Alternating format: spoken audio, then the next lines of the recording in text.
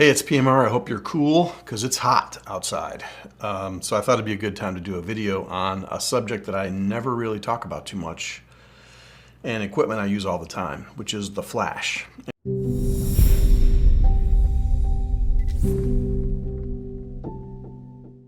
And I get a lot of people asking me what flash should I use for the Sony system. And I have two answers, the Sony flash and then the Godox system.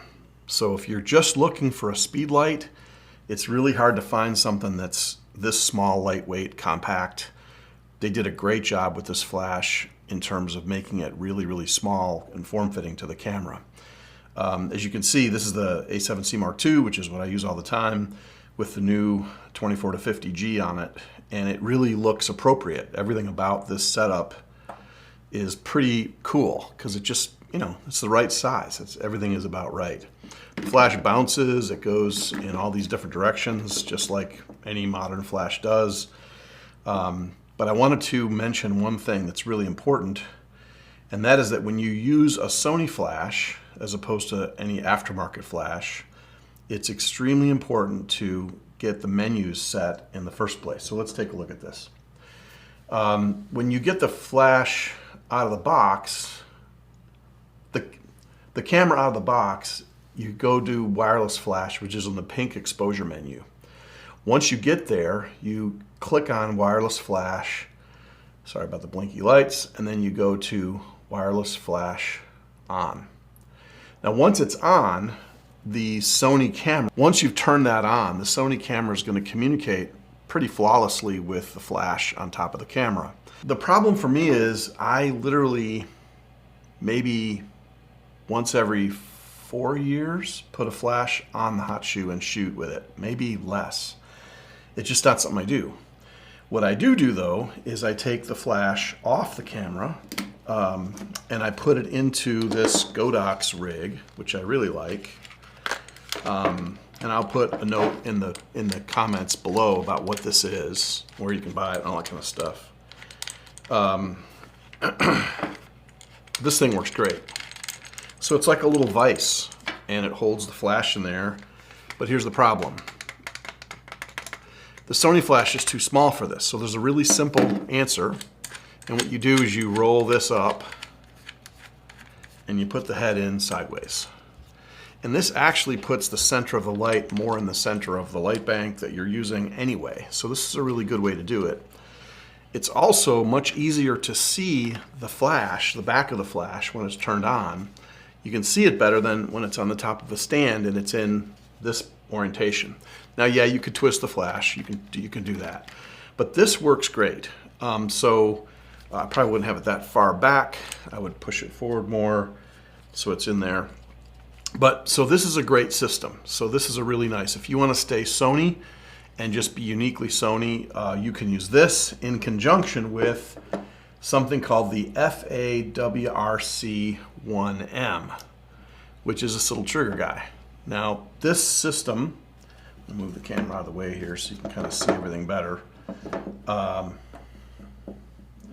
This is a pretty cool little system. It's small, it's lightweight. I'm going to put this back in the camera so you can see how small it is on the camera. There's a little lock for the hot shoe and stuff. And this really works really well for me.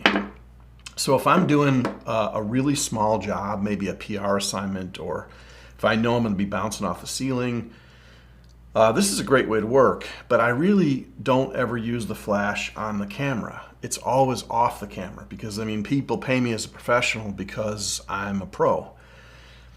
Pros typically don't use on-camera flash. It's just not something we do, or at least not my generation of pros. So this gets the flash off the camera and it's radio controlled. So they speak to each other very flawlessly. It's great. This is a very nice system. And if you're looking for the most compact way to use a flash with a Sony camera and your lenses, this is it.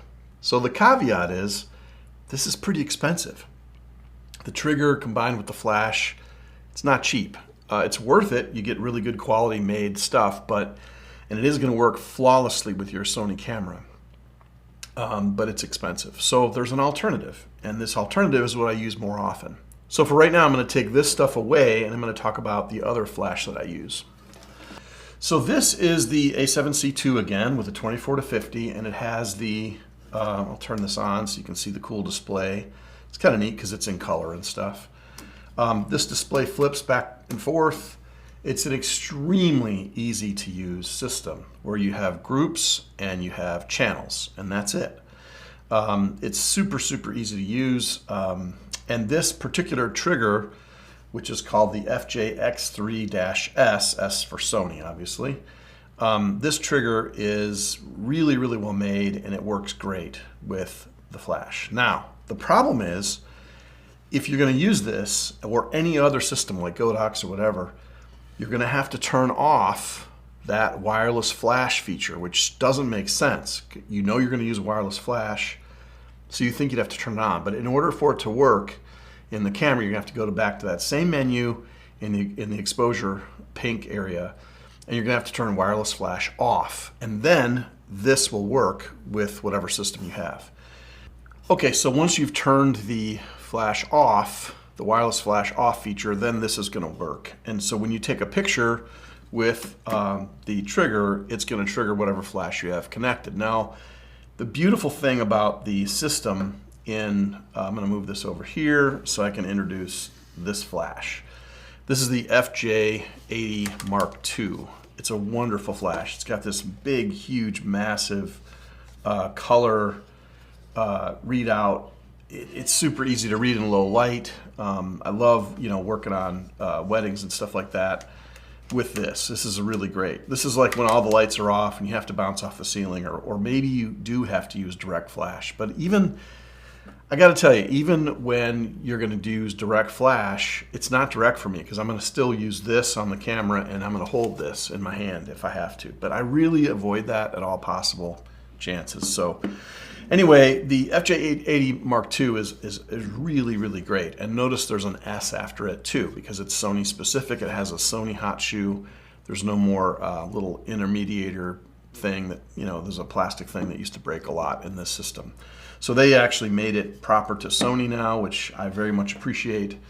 But these are really fantastic. But the most important reason why it's so fantastic is that it works perfectly with the rest of the system, which would be the FJ200, 200 watt second, and the FJ400, 400 watt second.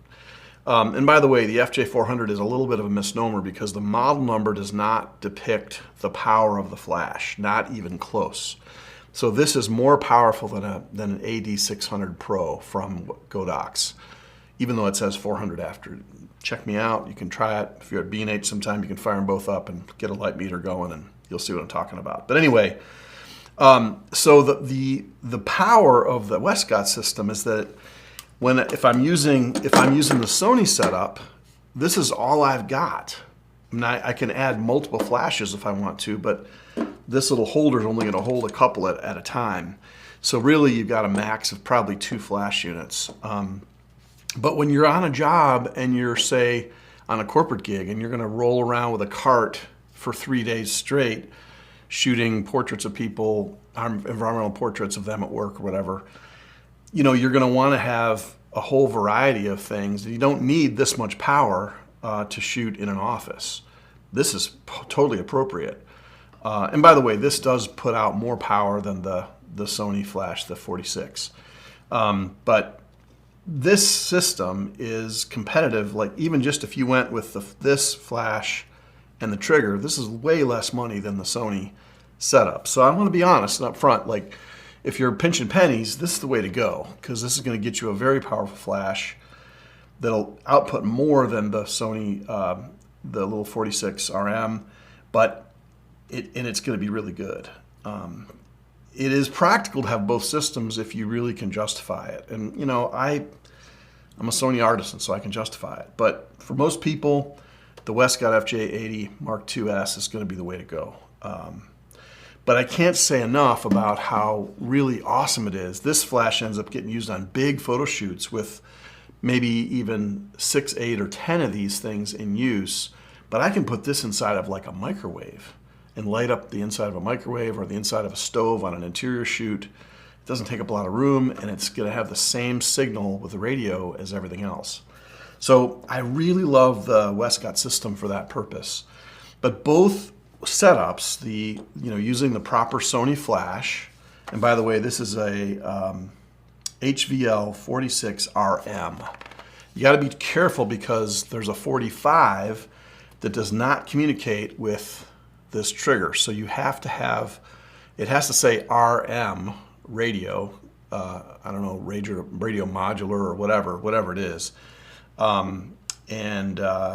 So it's really important. I want to also mention something that is not so obvious to most people, but the old nomenclature, the old jargon that we use for multiple flash is we call this the master and this the slave. That jargon is really hurtful to many people, and it doesn't make sense. And so Sony calls this, this is actually a radio commander, and this is simply a receiver flash. You can make this a transmitter, so you can also do that. So if you can use this to trigger a whole bunch of other Sony flashes, but you cannot use this to trigger anything from the Westcott unless you're on optical slave, and that works, moderately well, not nearly as well as the radio. So anyway, I just wanted to kind of I'm trying to be as upfront and honest as I possibly can about all this. All the pricing of everything I'm going to put in affiliate links below so you can actually see what this stuff costs. But by and large, Sony doesn't sell a lot of flash units. I'm just being straight with you. There are so many great options in the aftermarket that they just don't do much in that way. But the flashes they do make are excellent, and the radio is excellent and very consistent. So you're not going to see a lot of falsing or whatever. But the whole package of all these things, put together is very useful. So you've got, the Sony system here, and then you've got, I should do it this way. So you have your Sony setup here with these two items, and then the rest is all, it's just great. I just love working with all this system. But remember, you can't use this in conjunction with this at all, and you can't use this in conjunction with this. You can't use a Godox in conjunction with anything except a Godox. So just remember that as you go forward. I really hope this is helpful. This is a video that is probably going to get a lot of comments and questions, and I'm ready to answer those for you and with you. If there's something I forgot, sometimes I make a mistake, please put it in the comments below. I'll own up to it if I made a mistake. Again, all the links are in the comment system below. Thanks so much for watching.